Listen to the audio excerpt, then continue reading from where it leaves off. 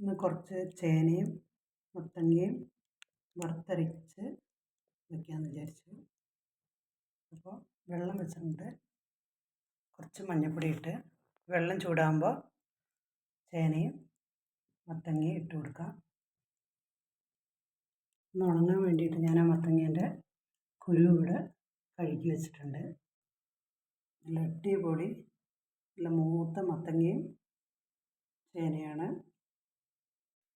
ചേനയും മത്തങ്ങയും കട്ട് ചെയ്തു.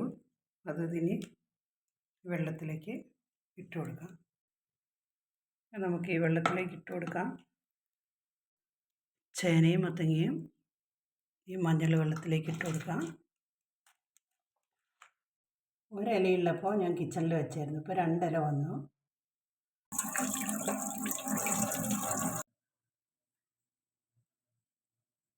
മൂന്ന് തണ്ട് കറിവേപ്പില ഇട്ടു. ഇതിൻ്റെ ഇടയിലൊരു ഉണ്ണിയപ്പം.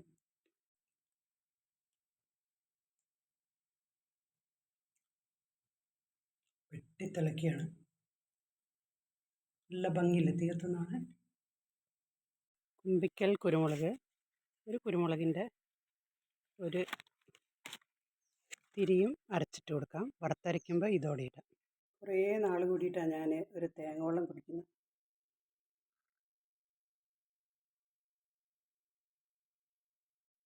അടിപൊളി ടേസ്റ്റാണ്.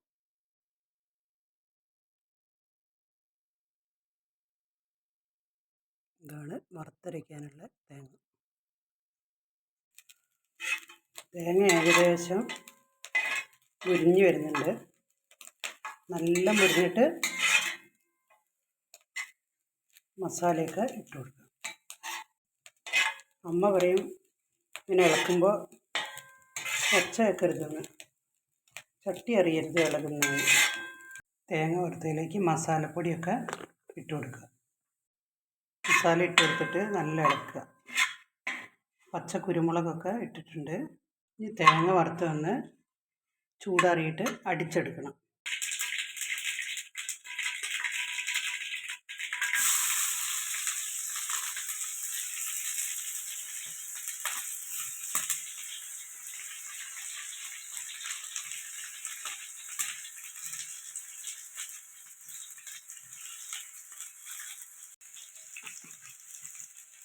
നല്ല ബ്രൗൺ കളറാകുമ്പോൾ അരച്ച് വെച്ചിരിക്കുന്ന തേങ്ങയോടെ ഇടുക.